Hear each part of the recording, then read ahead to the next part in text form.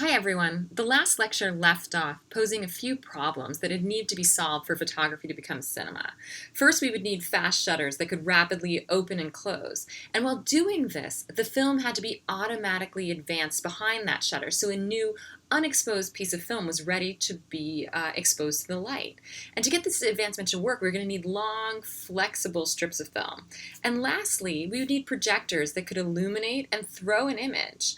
And it would have to do exactly what the camera itself did. It would have to advance a piece of film, this time already exposed and printed, and hold it in front of the lamp and the lens for 1/24th of a second so that that one could be projected before moving on to the next one. So as I noted, for Edison's leap forward, he was aided by two photographers who were working far apart from each other, one in the United States and one in France, that had been developing fast shutters and different kinds of strip film in order to photograph and study animal motion. These were Edward Muybridge and Etienne Jules Marey. Edward Muybridge was a British-born American photographer best known for his studies of animal, including human movement and locomotion. He developed a system of capturing photographic images within fractions of a second of each other. He used multiple separate cameras attached to triggers that went off when someone tripped them. He was compelled by his benefactor, Leland Stanford, the namesake of Stanford University, who owned race horses. And according to the story, which might be a bit apocryphal, Stanford wanted Muybridge to photograph a horse mid-gallop to settle a bet. He and a friend had a wager about whether or not there was any point in time at which a horse had all of its legs off the ground in a gallop, and Muybridge did this. You can see in the sequential series of silhouettes, the third image in the top row shows a horse with all of its legs tucked up underneath its belly in the midst of a fast run. Now, this might sound odd or even unremarkable to you because we've always lived in a world in which photography showed us exactly this kind of image. But this wasn't the case for Stanford or Muybridge.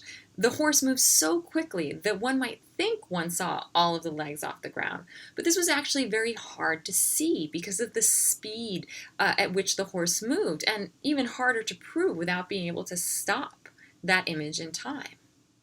Before this point, representation of horses in motion, typically in painting, tended to show galloping horses with all of their legs spread out in front and behind them, kind of Superman style, to indicate fast running. They were represented as if they ran like rabbits, but as we now know, the horses run in a different way, as we see this in Muybridge's photographs. So something I hope you notice looking at these images from Muybridge is that here too we are looking at a painting. We're seeing little painted silhouettes of horses, not actual photographs. And this is how Muybridge's images were most often circulated, that is, as photographs that then had been transposed into painting. Muybridge did, of course, have photographs of the horses and other animals in motion. You can see them here. This is a sequence of a horse leaping over a hurdle. And we can see in very detailed succession just how exactly the horse's body moves during this jump.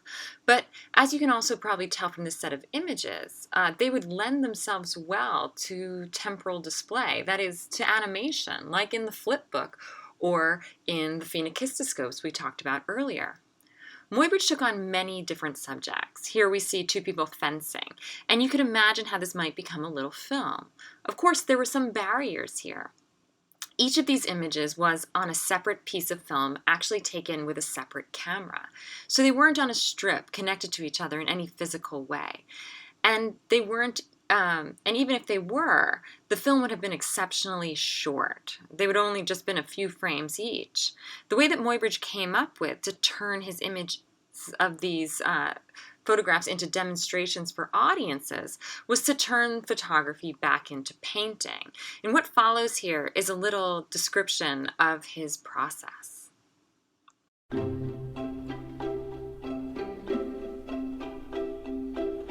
Edward Muybridge was a landscape, urban, and travel photographer.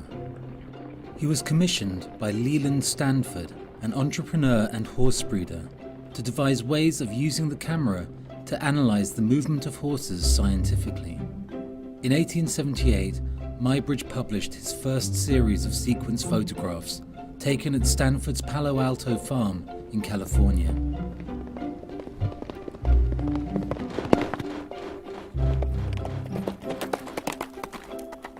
Muybridge shot many sequences of animals and humans using his innovative motion photography process. He became well known for his work, but the movement portrayed was so new to his audience that not everybody believed his pictures were true. To help demonstrate his photographic findings during his lectures, Muybridge invented the zoopraxiscope. This projected his images in sequence and gave them the illusion of movement. However, to prepare the photographs for projection, Muybridge needed to transfer them to a glass disc, and this was no easy process because the projector had a limitation. If Muybridge used it to project the images onto the screen without treating them first, the image would look squashed up and distorted. Muybridge had to counter this effect by rephotographing them at an angle to make them appear wider, and bending the photographs in the opposite direction to the distortion caused by the circular disc. The rephotographed prints were laid out in a circle to create a paper guide disc. A specialist artist then copied the images painstakingly onto a 16-inch glass disc using paint. The zoopraxiscope discs were a great success, helping Muybridge prove the accuracy of his photography and leading to a contract at the University of Pennsylvania, where he took many thousands of sequence photographs. As time went on, more detail went into the projected images, often with several different sequences on the same disc. This process of combining figures would not have been possible had the original photographs been used, and gave Muybridge great freedom in creating imaginative scenes with many moving figures. For his appearance at the 1893 World's Fair in Chicago, which showcased many new inventions and popular trends, Muybridge also created new discs, in colour. These were made in a similar way up to a point. But when the photographic montage was complete on paper, the process changed. Instead of copying it directly onto glass, the artist made a paper drawing of the sequence. This was signed by Muybridge and photographed. A large glass negative was produced, and then a large glass positive which the artist, Erwin Faber, would enrich with vivid colour, and the finished disc was cut out of the glass sheet, ready for projection. It was the silhouette discs that were used for most of Muybridge's lectures, even though the later discs were more colourful. But with the emergence of cinema, these discs remained almost unknown, signalling the end of Muybridge's extraordinary experiments with making images move. Nonetheless, they are truly beautiful objects to see in motion today.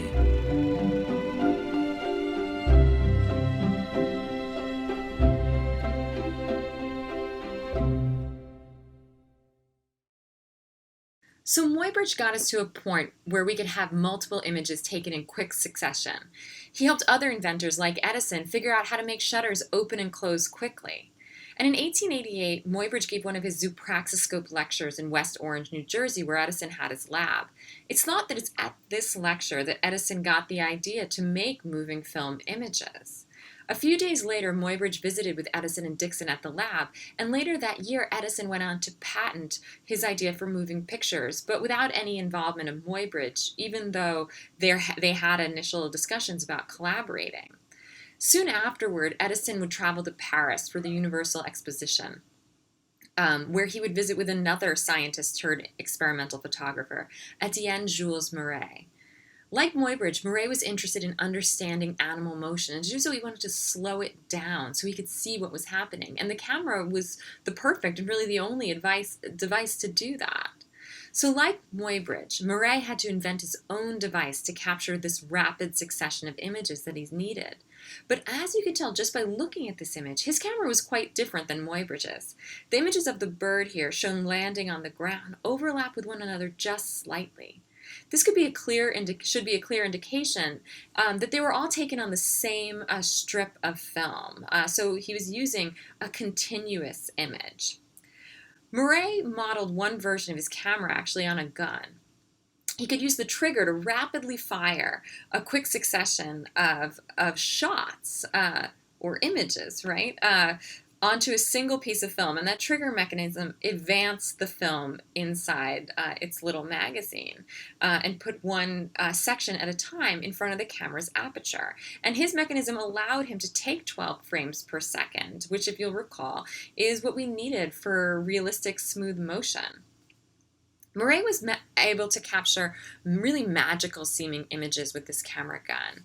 Imagine, if you will, what it was like taking this series of photographs of a man running or hopping over a chair. The photographer would have to track the subject with a gun and rapidly fire shots at the quickly moving target. You can imagine that this was a bit unnerving to be one of Murray's subjects, but one of the things that this does point out is how closely tied our language about guns and photography are. In fact, photography borrows a lot of its language from artillery and hunting. We talk about shots for this reason. The photographic term snapshot, of course, refers to a hunter who fires quickly in the direction of sound or movement without getting a clear look at what he's firing at, just hoping to catch something with his quickness. Inside Murray's gun, or at least this version of it, we can see how the images were captured on a disc inside. And what was produced after developing this neat little circle of prints was, in some cases, rows of images like this one, which are, again, really quite mysterious and magical in how they collapse time and space onto each other in a single piece of film. As I mentioned already, Edison met Murray in 1898, and Murray's flexible film system influenced him so much that when he returned to the United States, he changed the patent that he had filed to include this feature, as well as another one he learned about in Paris, sprocket holes, and we'll discuss this in just a bit. You'll also notice something interesting, or something that stands out in Murray's photographs. He has his subjects, humans in particular, dressed in white. He was also developing what we would call a technology that's in the background of this discussion. While it looks like his subjects are in front of a piece of a black paper or a black wall, they were actually in front of a cavernous, pitch-dark room. The effect that was created with paint and velvet curtains absorbed the light that would come into that space, making as much contrast as possible. These rooms came to be known as velvet light traps. So while photography means writing with light, it also required a very controlled and studied darkness to have its full effects. You can see here that Murray had also developed special costumes to help him produce his scientific studies. This outfit looks a bit like a contemporary motion capture suit. We see a man all in black with his face masked, and white lines run down the length of his limbs with dots marking the joints. This outfit was designed so that the wearer would disappear into the black background, so that what would appear on the film was only the traces of the white lines. In that way, Murray could study what the motion of the joints and limbs looked like in time. As you can see in this photograph here, we can see a person reduced down to his movements. Images like this are possible because Murray was learning that to make good images, one had to master both light and dark. To get crisp images that were in focus in only fractions of a second, one had to create these special backgrounds. In Murray and Muybridge's work, we see photography struggling to become a scientific form. Their advancements in fast shutters, in rapidly advancing flexible film, and in dark spaces and backgrounds for taking photographs were essential for photography to become moving pictures. Edison's successes can be traced to his encounters with these photographers and other inventors whose ideas he liberally borrowed from.